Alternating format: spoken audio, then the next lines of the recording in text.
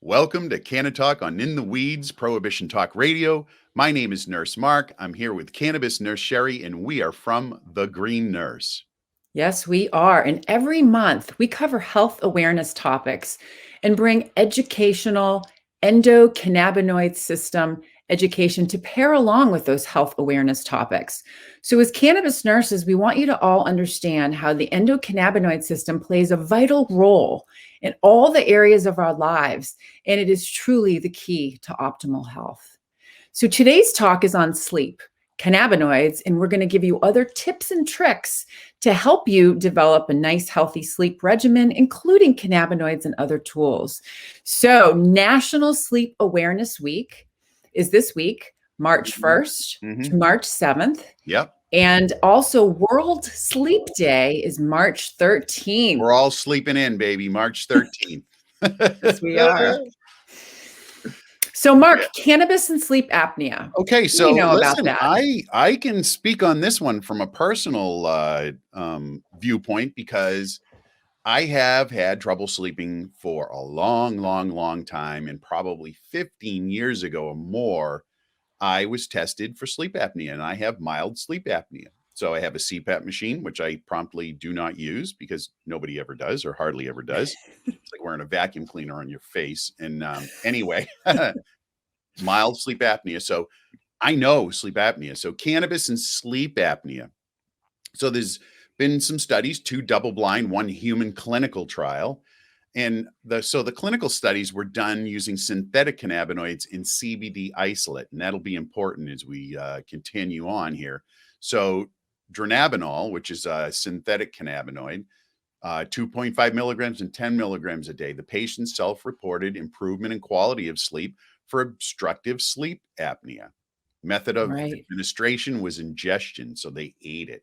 Next, CBD, 300 milligram capsule in corn oil. Didn't say if it was an isolate, but assuming that it was, most of the time they're looking at isolate.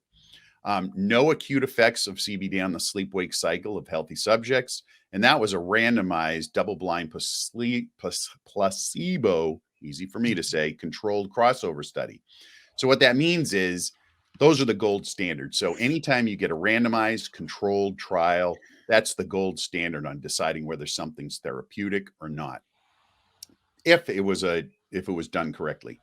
And also they had a study dronabinol 2.5 milligrams once a day, then increased to 5 and 10. The treatment's safe, well tolerated in sleep apnea, and significantly reduces the apnea hypopnea index, AHI, in the short term. So that means it decreases the risks of sleep apnea. Sherri? Awesome. So here's the issue. So we love studies. We love that we're evolving in research and studies. However, I didn't see any studies with whole plant medicine. So, and this kind of indicates to me that we need to read and listen and pay attention to some of the anecdotal patient stories that exist in the communities. And these different stories should be driving human clinical trials. Right. So there are animal studies, and animal studies, there is a functional role for cannabinoids in respiratory stability during sleep. So that's pretty cool. Yeah.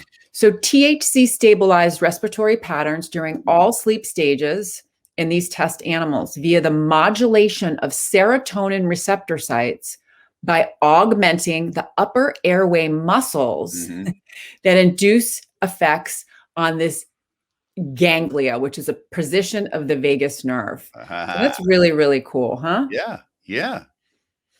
So, Mark, there's been mixed results even with these animal studies.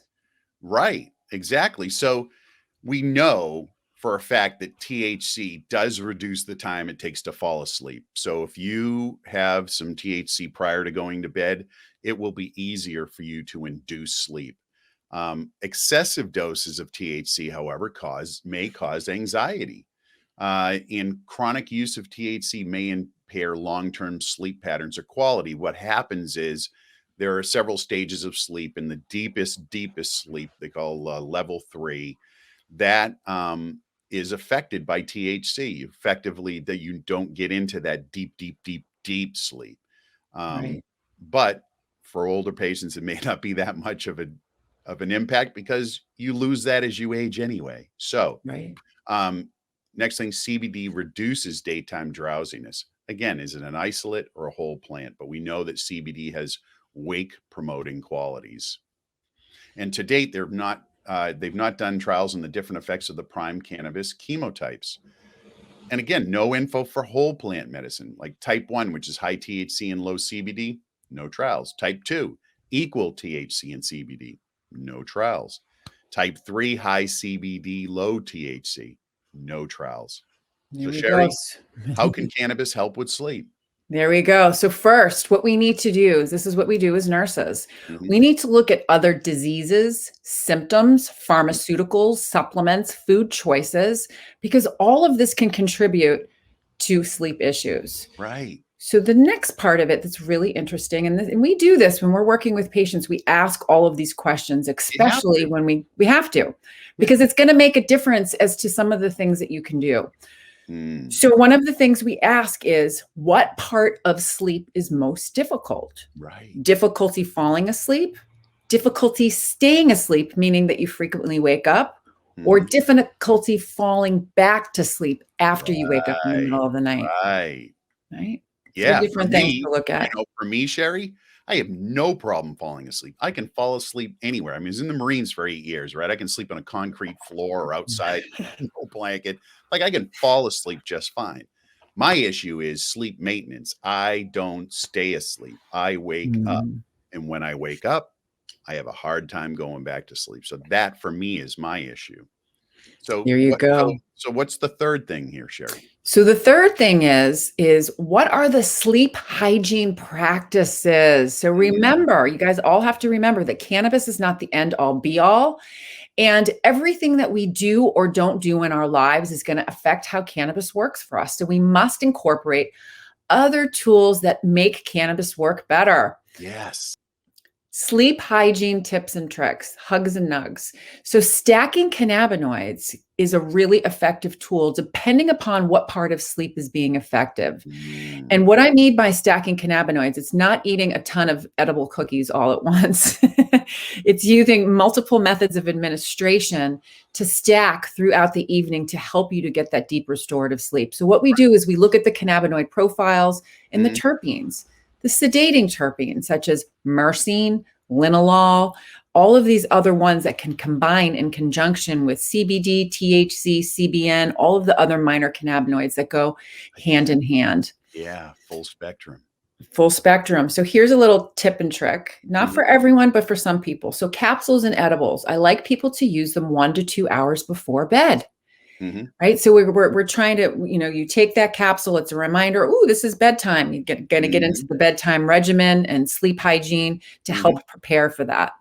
Tinctures. I like patients to use 30 to 60 minutes before bed because it can take anywhere from 15. I've seen it up to 45 minutes for a tincture to set in, depending upon like the bioavailability, how it absorbs, et cetera, et cetera. And then inhalation, I like 10 to 15 minutes before bed. Here's the reason why. I want to enjoy the experience. Right. Enjoy the experience. Yeah. And so here's why this stacking protocol works so well. Because when you ingest cannabinoids, they're going to act much longer in duration. So you'll get 6 hours of effect from eating it, right? So that's great, Sherri, that you want folks to do it 1 to 2 hours before bed, because they'll feel those positive effects for 6 hours, which if we get 6+, we're doing good.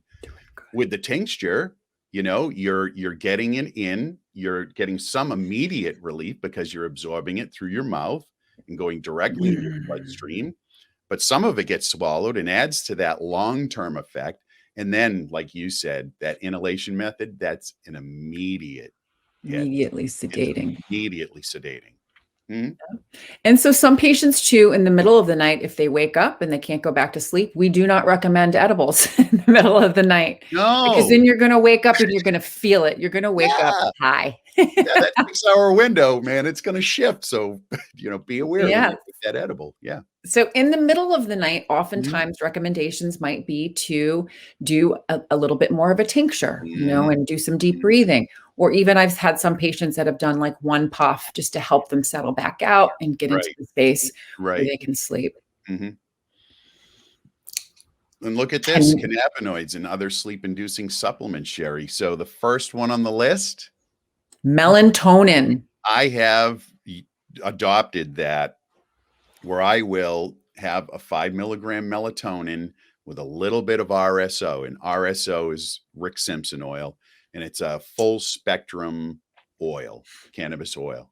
But here's what I found out, Sherry, where it said in the notes here, it says no more than 5 milligrams. Yeah. And in combination with that RSO, just a little bit of RSO, because if I have just a little more than that little bit, I'll wake up in the morning and I am still groggy and tired. Like, it does have a real effect. But when it's right on, I sleep perfectly. There you go. It's that combination. And the important thing too with melatonin is we produce that. So the interesting thing is some of the research and studies have shown that if you take too much melatonin, your body's going to say, "Oh, I'm good. I don't need to make any more." Right? So it's always about, the balance, the homeostasis. We want to supplement, some patients may want to, some patients may not. Right. But it's about using different tips, tricks, tools, sleep-inducing supplements that can make the cannabis actually work better. Right. What are some of the other ones, Sherry? All right, I'm going to name a few. Yeah. Valerian root, magnesium, Mm-hmm. lavender, which can be found in linalool, which is a terpene. Right. Passion flower. What else, Mark? Glycine, which is an amino acid. Tryptophan, very important in sleep. Ginkgo biloba, that's another one. What else, Sherry? Well, then we have L-theanine, which is an amino acid, which may improve sleep and relaxation, which is great. So amino acids too are found in proteins, and we'll talk about protein in a little bit because that's going to be a little tip and quick. Life. Yeah, exactly. Kava. Yeah. Right. Is another good one. So the interesting thing about kava is we need to be really, really careful about our source and only buy those supplements that have been certified by a reputable third-party organization. Right. Now, right. Mark, more sleep hygiene, baby. This is important. This like as you said, Sherry, cannabinoids, cannabis is one piece of the toolkit that we use to create a great sleep environment. And sleep, by the way, is key to living a healthy life. Yeah. Restorative sleep. Yes. Absolutely. Yes. So number one, okay, number one is make your sleeping environment your sanctuary. It's going to improve the quality of your sleep. Yeah. Reserve the bedroom for bedtime and other bedtime activities, which will help our bodies associate the bedroom with relaxation and release. Yes, you want to sink right into the bed. So here's another one, pre-sleep relaxation activities. So it can include a lot of different things, gentle stretching, reading, meditation, listening to music, massage, and nice intimate touch with your partner, right? Think about that. Yeah. May enhance the quality of your sleep. So routines or evening rituals that will help associate your mind and your body with the anticipation of sleeping. Yeah, it's that routine.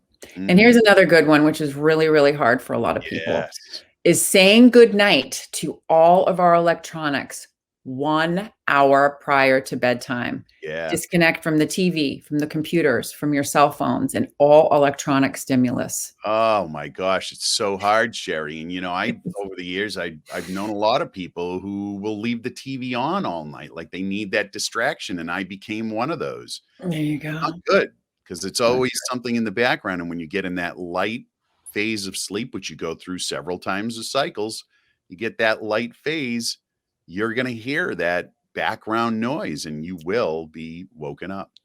Absolutely. So I'm a big fan of journaling too. And here's the reason why.